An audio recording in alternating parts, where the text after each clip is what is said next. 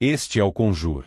O Conjur é um portal de juristas orgânicos, portanto dedicado a, para além de dar notícias jurídicas, reproduzir o discurso oficial do poder político incrustado no judiciário. Todas as vontades políticas dos burocratas, consolidadas sob a forma de acórdãos e sentenças, na linha do direito João sem braço, bem vagabundo, o Conjur busca conferir respaldo e fundamentação. É um site que limpa a barra de toda sorte de excrescências jurídicas, surfando nas correntes demagogas com maquiagem de sofisticação técnica. Vamos ver 2 exemplos disso.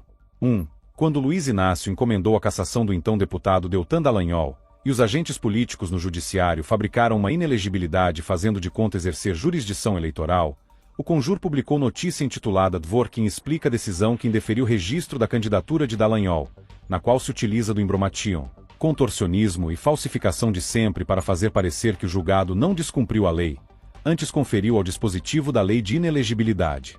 Interpretação principiológica rebuscada que tem base no referido autor, que diz ele ser o maior do século XXI.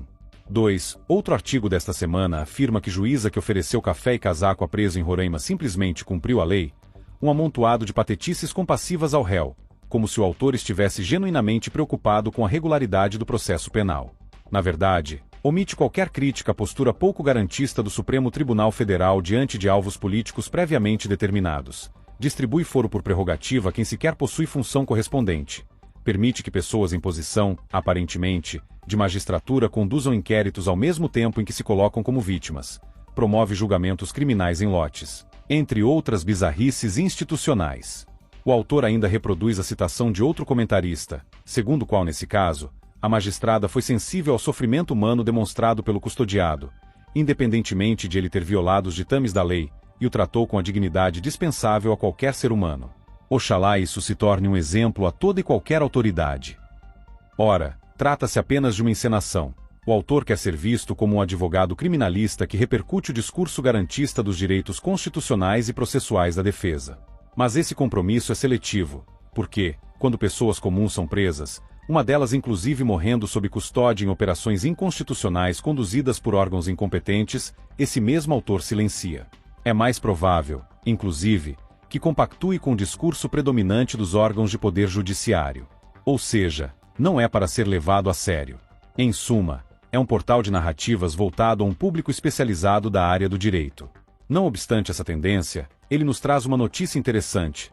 O caso de uma pessoa que foi condenada por chamar alguém que se identifica como mulher de cara, entendendo o órgão julgador ter havido violação a direitos da personalidade, pasmem, valores fundamentais da República. O direito brasileiro é um conjunto de pretextos por meio dos quais os grupos que controlam o Estado exercem o seu domínio.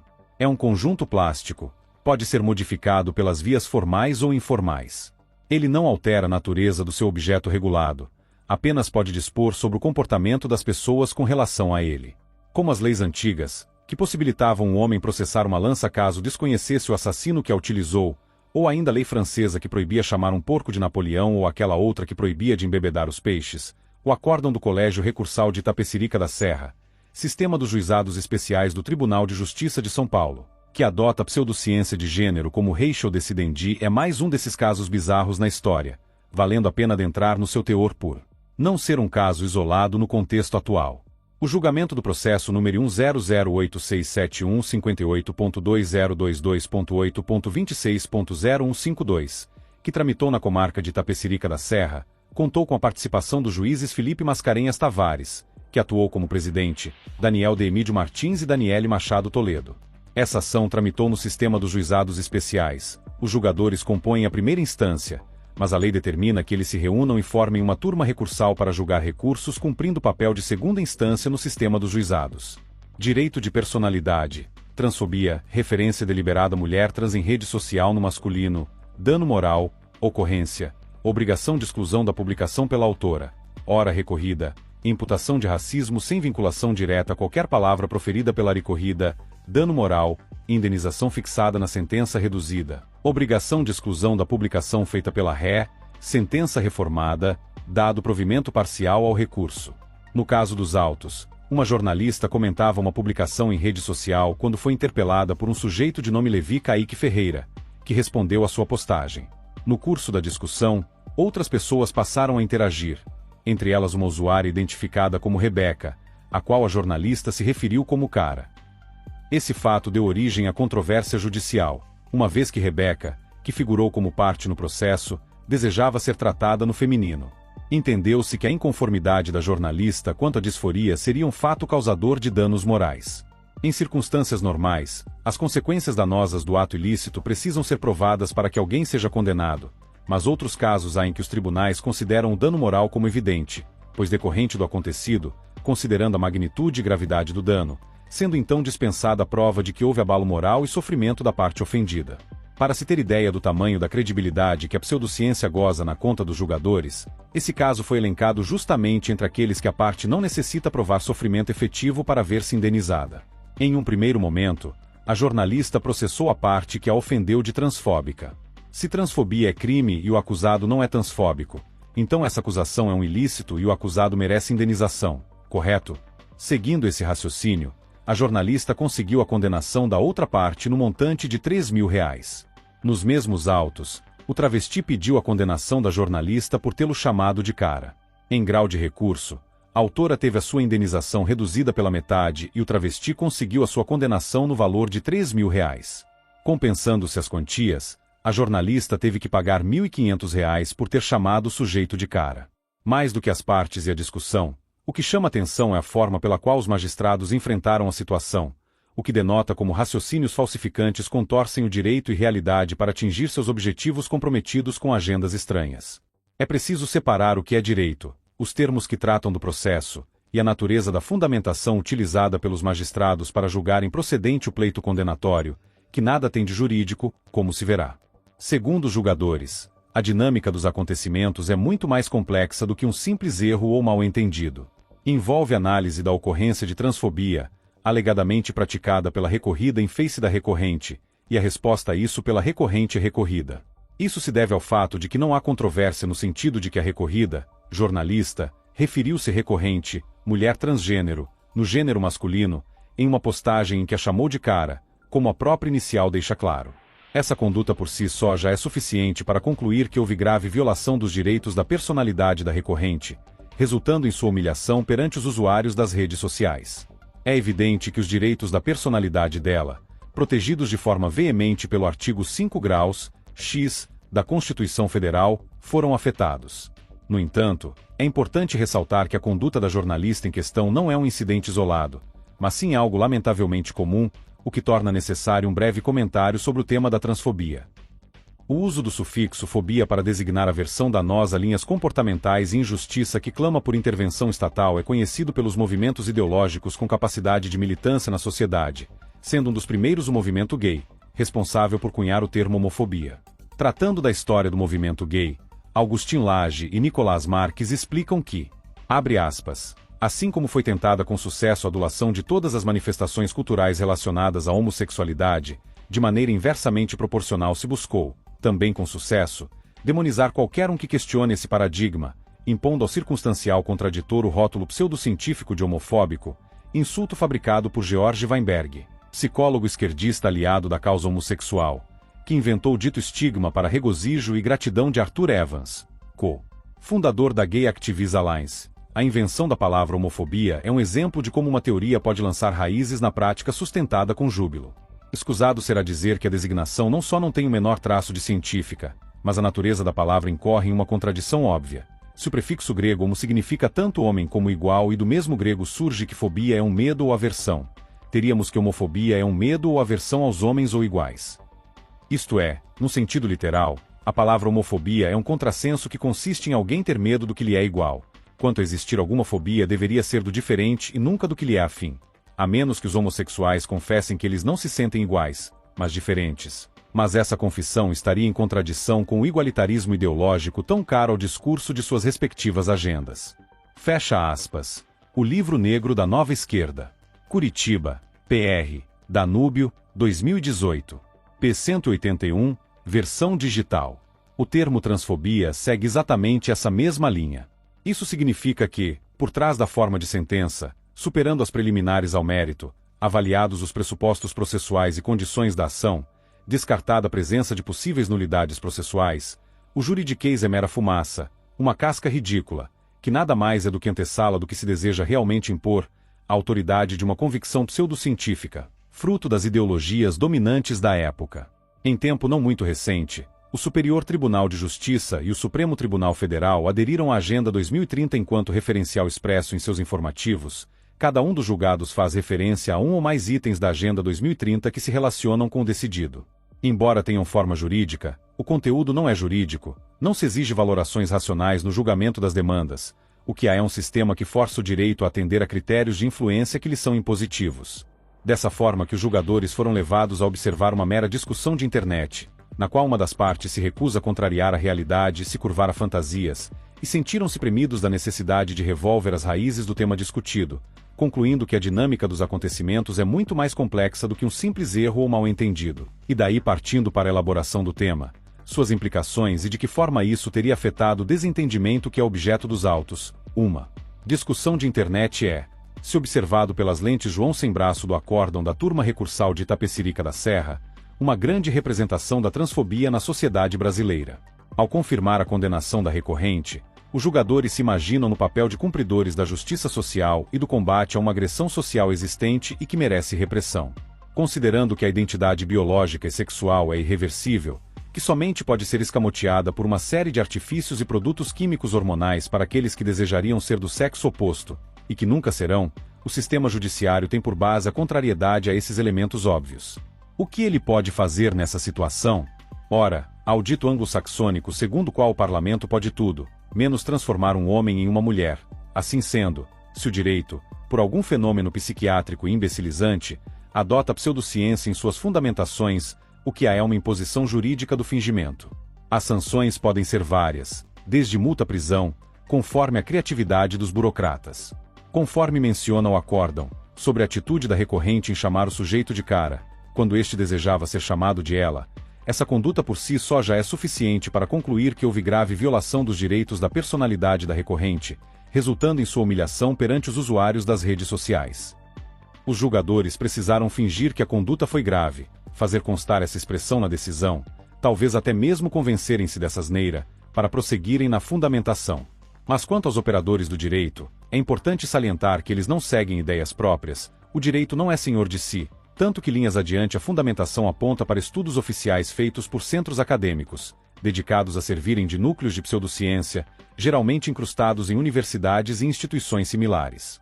O acórdão menciona que, segundo Robert Jesse Sotoler, psicólogo e pesquisador norte-americano da UCLA Gender Identity Clinic, o sexo é um termo científico que se refere aos aspectos biológico, morfológico, fisiológico e anatômico do ser humano, homem ou mulher, sexo masculino ou feminino, macho ou fêmea.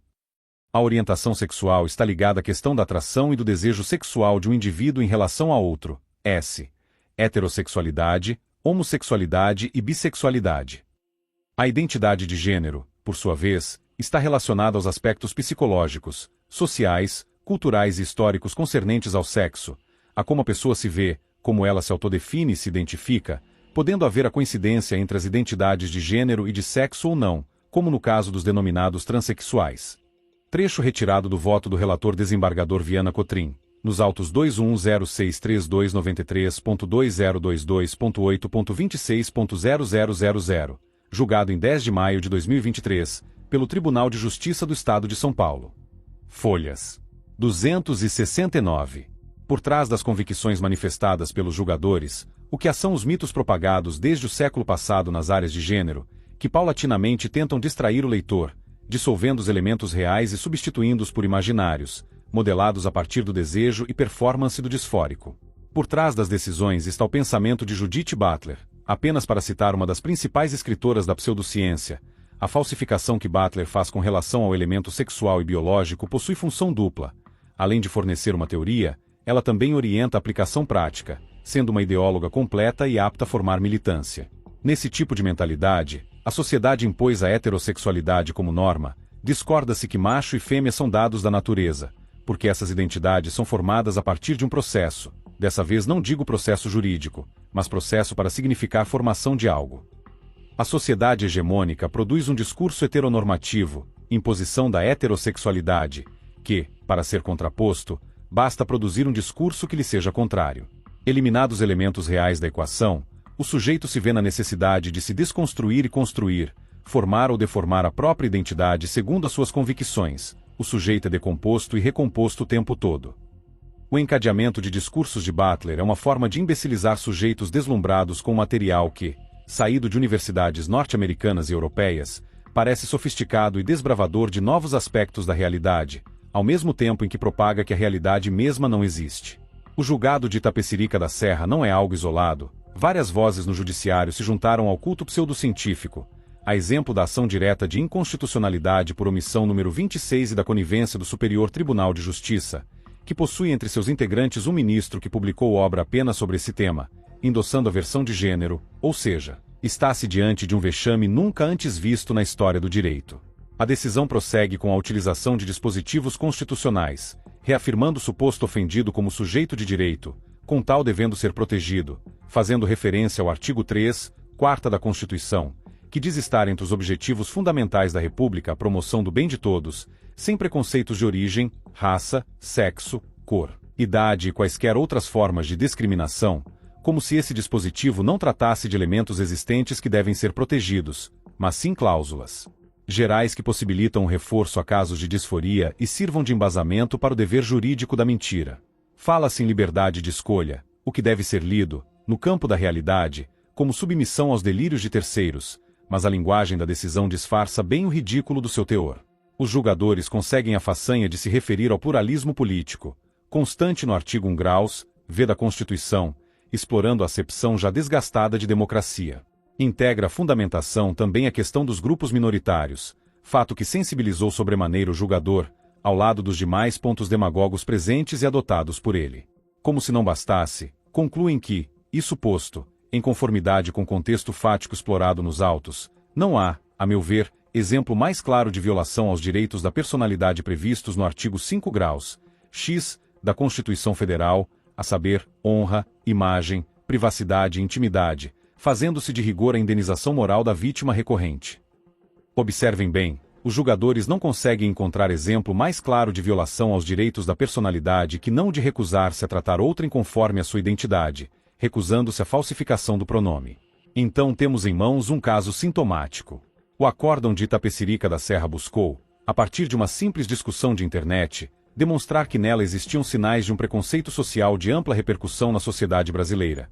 Mas é o próprio acórdão que deve ser analisado a fim de demonstrar que, de uma decisão aparentemente isolada, com elementos ideológicos e demagogos patéticos, a sociedade pode duvidar da sanidade de autoridades públicas, e aqueles que não estiveram dormindo apenas devem confirmar as suas certezas.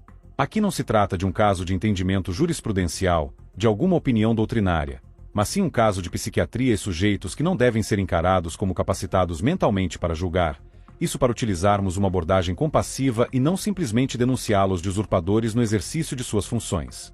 Esse cenário preocupante deve servir para questionar o prestígio e respeito que cercam as pessoas pertencentes à classe dos ditos doutores da lei, pois procedem à utilização de critérios farsescos na fundamentação para atingir finalidades teatrais.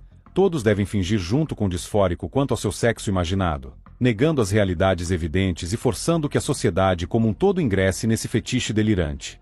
Mas esses personagens do poder burocrático são apenas ponta de lança. A discussão que trata o fronte jurídico como sendo principal encontra-se equivocada, porque se alguma posição é adotada por agentes judiciários, é porque ela já se encontrava lastrada na sociedade antes, conseguiu apoio político e de associações de influência. Atacar a lei número tal ou qual é buscar acertar a ponta que pode se tornar dupla, crescer de novo, se cortada, preservando as raízes para novos avanços quando for conveniente. Os projetos de lei impopulares têm sido impedidos quando é mobilizada a forte pressão da sociedade, sem que com isso tenha mudado a praxis do sistema judiciário, que sequer precisa de leis quando deseja impor uma posição política. Não obstante, a discussão jurídica, não apenas das leis, é importante, porque é preciso mapear a situação e, quando no futuro, abrir-se uma janela de oportunidade para modificações, o mapeamento permitirá uma visão privilegiada e escolhas mais abalizadas e eficazes.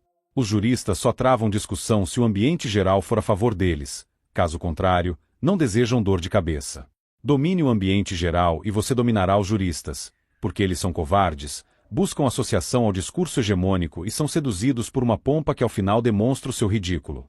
Essa é uma das razões pelas quais o debate das leis e do direito em geral é problemática, porque as grandes transformações não surgem no direito, apenas encontram nele a sua forma de imposição, quando os processos de modificações sociais já se encontram na fase madura. É importante identificar as vozes dissonantes em um ambiente confuso, descobrir quais autores da área apresentam ainda sanidade mental e coragem para exercerem dignidade doutrinária. Uma coisa é a atuação do advogado na defesa de seus clientes, outra é a digressão sobre temas jurídicos, principalmente as feitas em tom professoral, com ares doutrinários. Estes últimos falam na qualidade de autores e especialistas na matéria de que tratam, seja direito penal, constitucional ou processual nos mais variados ramos. Eles têm a obrigação de reagir às anomalias, sob pena de serem considerados parte do problema e da estrutura corrompida. O professor que enche a boca para falar das nulidades da Lava Jato e vira avestruz com relação aos abusos cometidos pelo Supremo Tribunal Federal, ou ainda, aquele que disserta contra o poder punitivo do Estado, mas se cala quando mesmo o Supremo decreta um novo tipo penal de homofobia, que não existe e cujo julgado deveria ser simplesmente ignorado por todos os tribunais pátrios. Brincar com as palavras, pensando enganar todo mundo com expressões aparentemente técnicas, dizendo se tratar não de analogia ou legislação por parte do Supremo, mas sim interpretação analógica, e que aí seria possível, isso é falsificação estúpida que deve ser descartada. Para não falar da produção de prerrogativas de função por parte do STF, distribuindo foro a pessoas comuns conforme sua vontade e não conforme a competência delineada na Constituição. Nesse caso, cadê os constitucionalistas que adoram palpitar? No geral, os juristas são só repetidores. Os centros ideológicos são o núcleo das transformações. Existe uma grande chance de êxito se o movimento simplesmente ignorar os mecanismos judiciários e construir a sua própria cultura, porque o aparato oficial será atropelado por quaisquer forças sociais que ganhem hegemonia, sem a qual o debate das leis é apenas enxugar gelo, embora cumpra um papel importante de mapeamento dos avanços adversários. Posta a questão jurídica nos seus devidos termos, é impossível não chegar à conclusão de que não há no Brasil, verdadeiramente, Estado de Direito. Um Estado de Direito seria um conjunto estabilizado de normas capaz de incidir eficazmente sobre os casos concretos, com imparcialidade e interpretação fiel da legislação e da Constituição, o que já foi rompido pelos encarregados da jurisdição, portadores de pretextos teóricos. O sistema brasileiro é um sistema oligárquico cujas normas são dotadas de alta flexibilidade para adaptar-se aos gostos e conveniências, contradizendo inclusive seus próprios termos sob a guisa de concretização de direitos fundamentais e ponderação de princípios.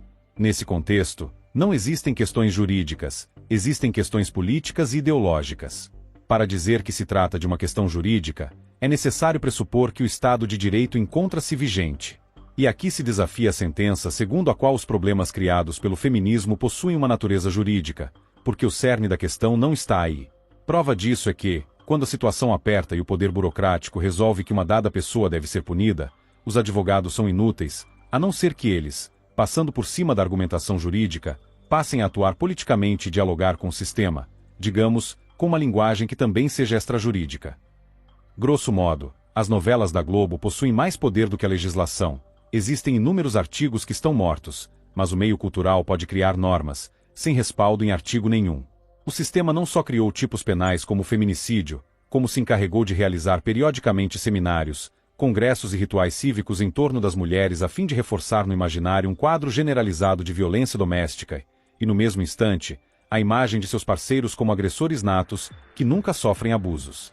Ao tratar da questão jurídica, ataca-se uma carapaça e, embora sirva para ilustrar ao desavisado um risco latente e imediato de um aparelhamento construído contra o homem comum, está longe de constituir a exposição do núcleo fundamental que colocou esse sistema para funcionar.